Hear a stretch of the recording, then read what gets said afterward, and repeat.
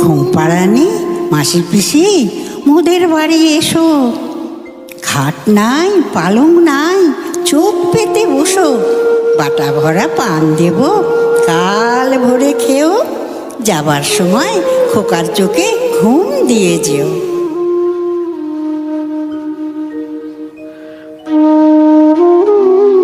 এভাবেই মায়ের ছোঁয়ায়, মায়ের ভালোবাসায়, মায়ের কোলে ঘুমিয়ে পড়ে শিশু। জেগে থাকে মা, জেগে থাকে মায়ের স্নেহ, জেগে থাকে ঘুম পাড়ানি গান। বাবা মায়ের হাত ধরে হাঁটি হাঁটি পা পা করে এভাবেই সন্তান বড় হয়। তারপর একদিন সেই সন্তান নিজের পায়ে দাঁড়ায়। জীবন জীবিকা তাদের নিয়ে যায় বাবা মায়ের থেকে অনেক দূরে। বৃদ্ধ বাবা মাকে ঘিরে থাকে শূন্যতা আর একাকিত্ব। বাবা মায়ের ঠিকানা হয় বৃদ্ধাশ্রম।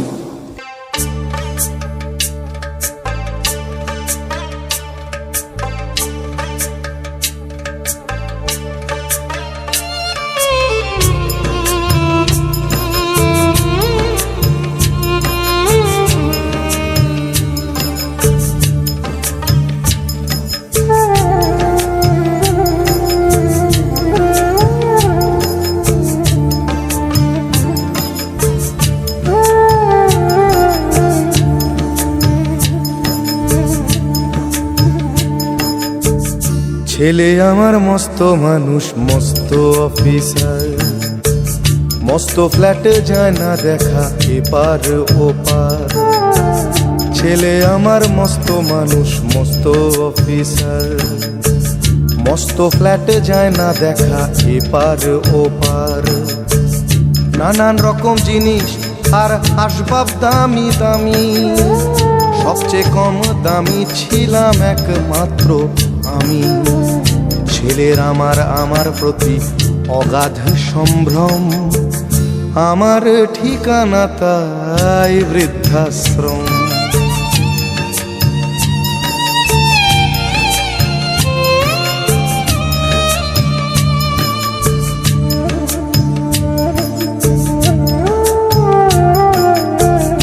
আমার ব্যবহারের সেই আলমারি আর আয়না, ওসব নাকি বেশ পুরনো ফ্ল্যাটে রাখা যায় না।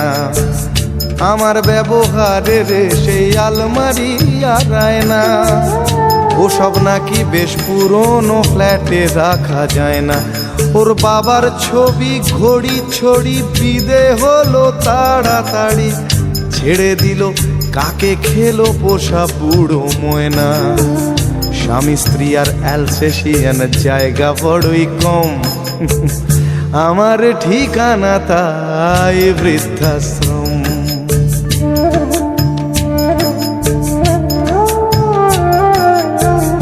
নিজে হাতে ভাত খেতে পারতো না খোকা, বলতাম আমি না থাকলে রে কি করবি বোকা। ঠোঁট ফুলিয়ে কাঁদতো খোকা আমার কথা শুনে, খোকা বোধ হয় আর কাঁদে না, নেই বুঝি আর মনে। ছোটবেলায় স্বপ্ন দেখে উঠতো খোকা কেঁদে, দুহাত দিয়ে বুকের কাছে রেখে দিতাম বেঁধে। দুহাত আজও খোঁজে ভুলে যায় যে একদম, আমার ঠিকানা এখন বৃদ্ধাশ্রম।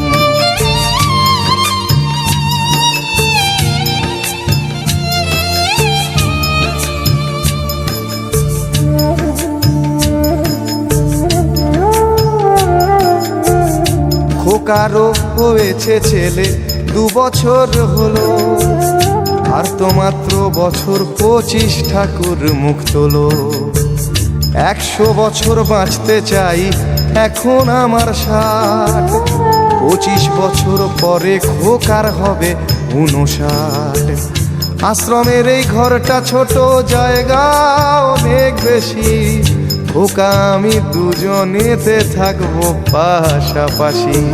সেই দিনটার স্বপ্ন দেখি ভীষণ রকম, মুখোমুখি আমি খোকার বৃদ্ধাশ্রম। মুখোমুখি আমি খোকার বৃদ্ধাশ্রম। মুখোমুখি আমি খোকার বৃদ্ধাশ্রম।